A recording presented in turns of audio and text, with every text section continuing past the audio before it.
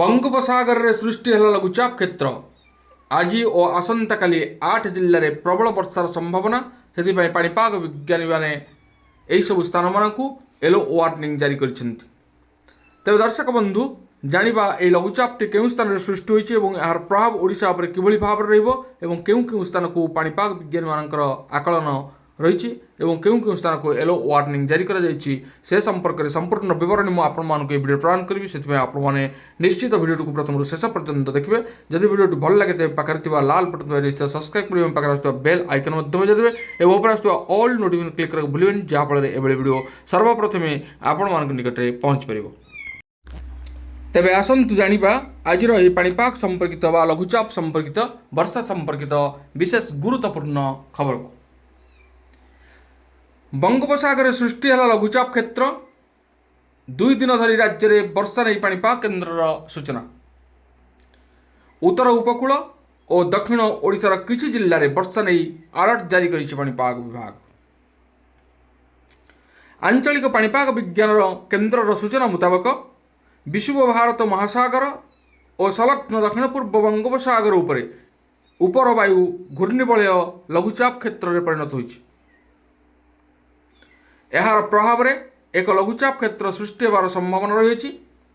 यह पश्चिम उत्तर पश्चिम दिक को गति करी अधिक सुस्पष्ट हो।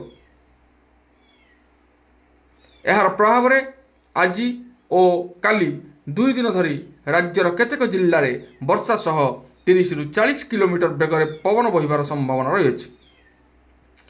एने भुवनेश्वर आंचलिक पाणीपाग केन्द्र पक्षर संपृक्त जिलागुड़ी को येलो वार्निंग जारी करा जायछि।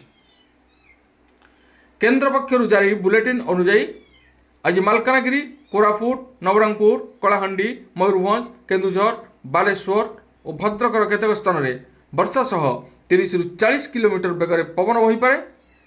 एतत् व्यतीत अन्य केतेक जिले में वर्षा हालुका वर्षार संभावना रही पाणीपाग विज्ञानी मैंने कहते।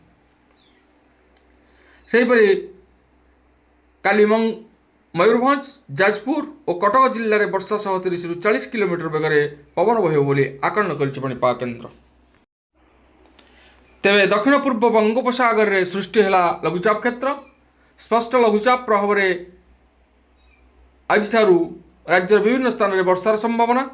काली उत्तर और दक्षिण ओडिशार किसी स्थान में आकाश मेघुआ रहिबो। काली घड़घड़ी सह वर्षा नहीं 16 जिला को येलो वार्निंग जारी करा जायछि। यह सह वज्रपात सह 30 ରୁ 40 किलोमीटर बेगर पवन बहिब बोली पाणीपाग विज्ञानी मैंने आकलन करछन्ति। एने किछि जिला को येलो वार्निंग जारी करिछि भारतीय पाणीपाग विभाग बा आईएमडी। दक्षिण पश्चिम बंगोपसागर और सीमावर्ती भारत महासागर अंचल में सृष्टि होइतिबा लघुचाप क्षेत्र सक्रिय रही। यार प्रभाव में ओडिशार किछि जिले में आज स्वल्परू मध्यम धरण वर्षा होवार संभावना रही भारतीय पाणीपाग विभाग आकलन करिछि।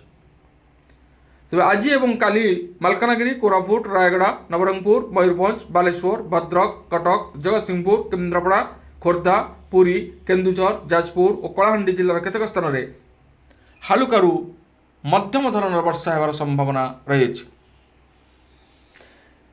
यही सब जिला को येलो वार्निंग जारी करा जायछि। यह सहित मालकानगिरी कोरापुट नवरंगपुर कलाहांडी मयूरभंज केन्दुझर बालेश्वर भद्रक यह सब जिले में वज्रपात सह 30 ରୁ 40 किलोमीटर बेगर पवन बहिबार संभावना रही। यही सब जिला को येलो वार्निंग जारी करिछि पाणीपाग विभाग। एपटे राज्य में कमी शीतर प्रकोप धीरे धीरे बढ़ुची पारद तापमात्रा बढ़िबार लागिछि एवं गरम अनुभूत होबार लागिछि। आग को आसुची भयंकर ग्रीष्म प्रवाह जार सामना करबा हम पई कष्टकर होई पड़िबो। तेणु पाणीपाग विज्ञानी माने पाणीपाग उपर संपूर्ण तीक्ष्ण दृष्टि रखिछन्ति। प्रतिदिन तापमात्रा निश्चित आमर हस्तगत हेबो एवं किभଳି भाव में सतर्क रहिबाकु हेबो ताहा मध्य सेमाने आमकु टिप्स देबे।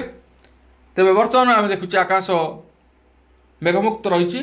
तेज पाणीपागर आकलन अनुसार आसूची वर्षा से आमको सतर्क रहा। तेज ये आज पाणीपाग संपर्कित विशेष गुरुत्वपूर्ण खबर। आज पुणी देखा आगामी भिडियो। रोचे धन्यवाद। नमस्कार।